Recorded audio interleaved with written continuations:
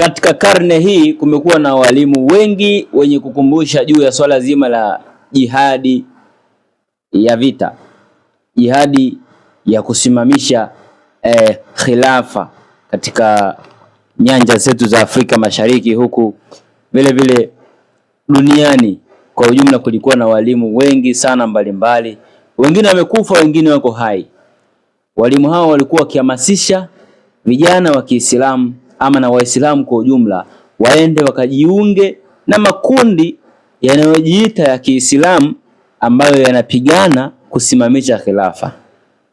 Wallahi, walimu hawa ni wengi sana waliokuwepo, hata Afrika Mashariki pia tulikuwa nao walimu hawa wengi sana, na wengine mpaka leo pia wapo, wengine wametangulia, lakini wengine pia bado wapo.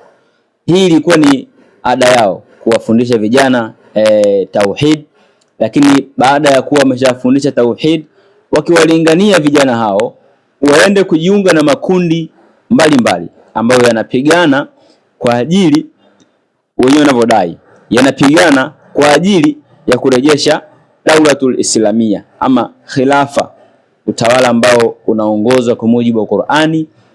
Ndicho ambacho walikuwa wakiwaelekeza vijana hao wanakwenda kupigania. Lakini ukweli uko hivi, pamoja na kuwa walimu hawa walikuwa wakifundisha elimu ya tauhidi, tena ya wazi na yenye manufaa makubwa kwa mtu, ya kumfundisha mtu kuto kuogopa kiumbe, ya kumfundisha mtu kuto kukitii kiumbe kuliko muumba wake, pamoja na kuwa walikuwa sahihi katika hilo, lakini kuna pahala waliteleza kwa asilimia kubwa sana.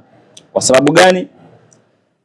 Swala la Daulatul Islamia ama khilafa lina utaratibu wake,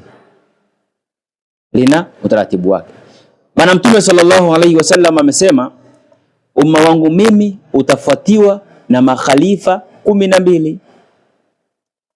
Hawa makhalifa ndio watawala 12 kwa mujibu wa Mtume sallallahu alaihi wasallam. Sasa ukomo wa mara ya mwisho sisi Waislamu duniani kuwa na khilafa, manake kuwa na dola, ilikuwa ni mwaka 1924. Ndio tulikuwa tumefikia ukomo wa kuwa na dola, baada ya Ajuja wa Majuj kuja kuiondosha dola ya Kiislamu, kuja kumuua khalifa, ambaye khalifa huyu alikuwa akiishi Konstantinia ama Istanbul ya leo, ambaye ndiye alikuwa khalifa wa mwisho katika wale makhalifa 12. Alikuwa khalifa wa 11 katika wale makhalifa 12. Kwa hivyo baada ya kuondoka khalifa huyu, Uislamu ukabakia hakuna dola, isipokuwa kazi ya Yajuja wa Majuj ikawa ni kwenda kwenye matawi ya ile dola, kwa sababu khalifa alikuwa ana wawakilishi wake katika maeneo mbalimbali. Wale wawakilishi walikuwa wakiitwa maamiri, wakati mwingine waliitwa masultan. Hata ukija Oman hapa, sultani wa Oman ndiye aliyekuwa akimwakilisha khalifa aliyoko Konstantinia, na maeneo mengi ikiwemo Afrika hapa, Sudani, Tanzania, Kenya, Uganda, kote huku palikuwa pana wawakilishi wa yule khalifa aliyepo kule. Kwa kazi ya Yajuj wa Majuj ilikuwa baada ya kuondosha hii daula, ianze kuondosha na matawi ya daula yaondoke yote, na wakaanza hiyo harakati na wakafanikiwa. Wakachakaza kila sehemu ambako panajulikana palikuwa pana nguvu ya kidola ya Kiislamu, kisha habari yake ondoa. Mission ya pili ikawa ni kwenda kwa ndugu zetu wa Kristo, nao waondolewe dola yao. Hapa nawazungumzia Wakristo ambao wanamfuata Masih bin Maryam, sio Wakristo ambao wanamfuata bwana Santa Claus wa Washington. Kwa hivyo hii ndio ilikuwa mission ya kwanza. Daula ikavunjika, ikaondoka. Ambaye anaweza kuongoza vita ama anayeweza kuongoza vita ikapiganwa, huwa anakuwa ni amiri, sio amiri wa sio shekhe wako wa mkoa. Amiri huyu ni yule ambaye Allah anamtambua, mtume wake anamtambua, lakini pia waumini wanamtambua. Kwa lugha nyepesi, hakuna vita inaweza ikafanyika ya ujumla ya kitu kinachoitwa kusimamisha khilafa bila kuwa na dalili, bila kuwa na kiongozi. Hakuna vita ya kusimamisha khilafa inaweza ikawa halali katika namna kama hiyo, kwa sababu baada ya vita kupiganwa, anayetakiwa kuja baada ya vita kuisha, mnapigania Daulatul Islamia. Baada ya vita kuisha, anayepaswa kusimamisha kuwa kiongozi pale juu ni khalifa. Huyo khalifa lazima awe kazungumzwa na Mtume sallallahu alaihi wasallam. Akizungumzwa na Mtume, Allah anamtambua. Kwa hivyo toka mwaka 1924 kulikuwa na ukame, hapakuwepo na daula tena duniani. Lakini kipindi cha 1990 80 kuanzia 80 mpaka 90 mpaka 2000 ndio kipindi ambacho palikuwa pana ulama wengi sana wakihamasisha vijana waende kupigana jihadi. Maskini, kitu ambacho wengi hawakijui ni hichi hapa.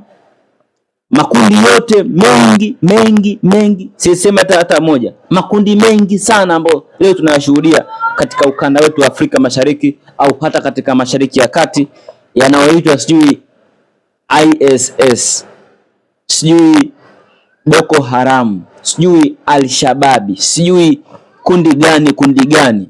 Ndugu zangu, inabidi muamke. Ili tuamke, tukumbuke hadithi ya Mtume sallallahu alaihi wasallam anayosema katika kipindi hichi uenezwaji fitna utakuwa katika muonekano mzuri, ila uhalisia wake ni vitu viwili tofauti, uhalisia mbaya. Kipindi hichi kimuonekano, haya makundi yameundwa na kuaminisha vijana kwamba yanapigana kurudisha dola, ila kiuhalisia hayapigani kusimamisha dola. Yangelikuwa yanapigana kusimamisha dola, miaka yote hii ambayo yanapigana angesharudisha dola. Mtume katumia miaka mingapi kupata daula? Miaka michache tu. Mwaka si mmoja miwili kashapata daula tayari. Hata mwaka miwili haijaisha kashapata daula. Yaani hata mwaka uliisha. Hasa hawa wanaopigana miaka leo hii tayari ni zaidi ya miaka 100 na hakuna Daulatul Islamia katika dunia. Wanapigania nini? Ndio tunabidi tuamke. Muonekano wanaaminishwa vijana hao kwamba ni kwenda kupigana ya daula, lakini uhalisia wake ni vitu viwili tofauti. Hawapiganii daula. Wanapigania nini? Kwa wale ambao sio wachanga wa siasa za kidunia, mataifa mbalimbali makubwa yanapotaka kuingilia kitu fulani kwenye taifa fulani ili kuepuka kuonekana yanaingilia uhuru wa nchi fulani, huwa yanatumia vikundi wanavifadhili kwa malengo yao. Kwa kuwa washajua kuna wadananda wa Kiislamu wapo, na wasema wadananda maana yake ni wale waislamu wa pupa wa jazba ya dini. Washajua kuna watu wa jazba ya dini kwenye Uislamu kwamba tukiwatia aya 2-3 hizi hapa hizi wanashika, wanakubali kutoa uhai wao, basi mashekhe wakawa wanakuja wanashawishiwa wafundishe. Na wenyewe lakini mashekhe walikuwa hawajui hata hivyo. Yaani tusiwalaumu mashekhe. Hata wao pia walikuwa hawajui. Shekhe aletewa agenda, bwana inabidi tupambanie turudishe dola. Yeye anaamini naye anawafikishia vijana wake, bwana sehemu fulani kuna vita ya kusimamisha daula, twende tukatoe uhai wetu, tukauze nafsi na kadhalika. Naye anahamasisha vijana wanatoka wanaenda kupigana. Mwisho wa siku vijana wanaangamia, matokeo hakuna. Mpaka leo miaka 100 dola hakuna iliyosimama. Huko bado vinaendelea vita kila siku. Kwa hivyo basi nimalize kwa kusema kwamba mashaka wengi walizungumza habari za jihadi, lakini kwa ukweli ulio uwazi, jihadi ya kusimamisha khilafa kwa sasa hivi hakuna, mpaka atakapodhihiri huyo khalifa wa mwisho ambaye ni Imamul Mahdi. Imam Mahdi ndiye khalifa wa mwisho kati ya wale makhalifa 12 aliyowataja Mtume sallallahu alaihi wasallam. Yeye ndiye atakayeitisha jihadi ya kusimamisha khilafa. Yeye ndiye atakayekomboa mfumo mzima wa Kiislamu urejee duniani.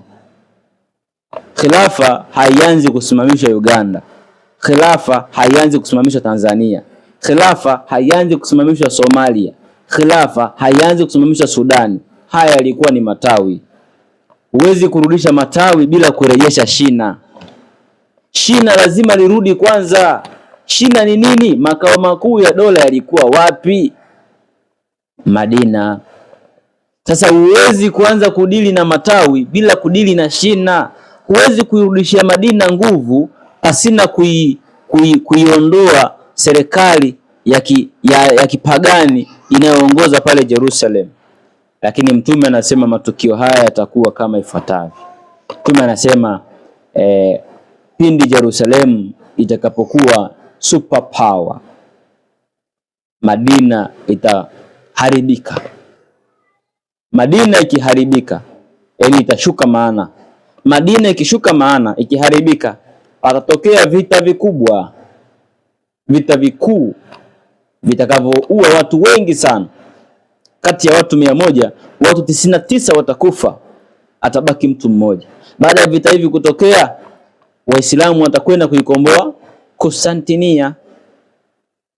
Ufahamu wangu hapa ni kwamba Waislamu hatuwezi kwenda kukomboa Konstantinia bila kuwa na kiongozi. Kwa hivyo Mahdi, baada ya World War 3 kutokea, basi Imam Mahdi naye atadhihiri. Mahdi akidhihiri, ndipo tutakapoungana naye kwenda kuikomboa Konstantinia. Kisha baada ya hapo tunapoenda kukomboa Konstantinia, Mtume anasemaje? Khurujud Dajjal. Dajjal naye atajitokeza baina ya Syria na Iraq, atakwenda Jerusalem kwenda kuketi kwenye kiti chake ili atawale dunia kutokea pale. Kwa hivyo basi huyu amiri ndiye atakayeongoza jeshi likapigane kwenda kuikomboa nini? Kukomboa Uislamu urejee kwenye utawala wake. Mtume anasema hata kabakia siku moja tu, Allah atairefusha siku hiyo mpaka amlete mja katika waja wake atakayekuja kuijaza dunia uadilifu kama ilivyojazwa uovu. Kwa hivyo basi kipindi hichi ambacho tuko nacho, nini ambacho tunapaswa kufanya? Kitu ambacho tunapaswa kufanya katika hichi kipindi ni nini? Kipindi kama hichi tunapaswa kusubiria, tunapaswa kujua kwamba tunapaswa kufanya maandalizi ya kujijenga kiimani. Maandalizi ya kujijenga kiimani, kwa sababu atakapokuja Imam Mahdi, kitakachokufanya wewe umwamini na kwenda kuungana naye sio jaziba hiyo ya dini ulionayo, bali ni ile imani uliyoijenga kwenye roho yako. Jambo linataka imani kubwa sana kwenda kuungana na Imamul Mahdi. Linataka imani iliyokuwa kubwa sana ili uende kupigana kurejesha heshima ya Uislamu, heshima ya daula. Sio kitu kidogo. Kwa hiyo tujijenge kiimani. Kujijenga kiimani kivipi? Tutende yaliyo mazuri kwa Allah. Mtu uwe mwema katika jamii yako. Shika ibada zote, funga, swala, sadaka, zaka unaweza kutoa kuwapa maskini, toa. Unaweza kufanya hivi. Yote haya yanaongeza imani. Tusome Qur'ani, tumswalie bwana Mtume sallallahu alaihi wasallam. Yale yote ya imani yapo madogo madogo tu, ndio yanaongeza imani. Allah akijalia ukafa kabla, basi Allah anajua namna kukuhizi. Hakuna haja ya kuweka forcing. Lakini tuwatahadharishe vijana wetu pia waache kuchukua elimu ya jaziba. Elimu ya jaziba. Waache kuchukua elimu kwa jaziba. Mwisho wa siku wengi wanajitia katika maangamizi pasina kujua. Allah ameonya hivi, msijitie katika maangamizi kwa mikono yenu wenyewe. Vijana wanakuwa na chuki, sio tena dini wameipenda, chuki. Amepata aya moja kichwani mwake, basi ana chuki sana. Mimi bwana, silazimishi mtu akubaliane na kile ambacho mimi nakifahamu. Hakuna haja ya kufanya boxing, hakuna haja ya kupigana. Mimi nimesema, wewe pia una nafasi yako ya kuamua ama kukataa. Nenda nami nitabaki nikimsubiri aje Amirul Mu'minin, khalifa wa mwisho, Imamul Mahdi, ili tukaungane naye kwenda kupambana na mfumo wa kipagani mfumo wa Yajuj wa Majuj, mfumo wa Masihu Dajjal huu uweze kusambaratika na kisha Uislamu uweze kumeremeta tena. Inshallah nami nitakuwa miongoni mwao. Kwa hivyo haya ndiyo yale ambayo leo nikasema tuweze kukumbushana, na wewe una shauri ya kuchukua ama kupuuza. Allah tabaraka wa taala ndiye mjuzi zaidi. Niwatakie siku njema. Asalamu alaykum wa rahmatullahi wa barakatuh.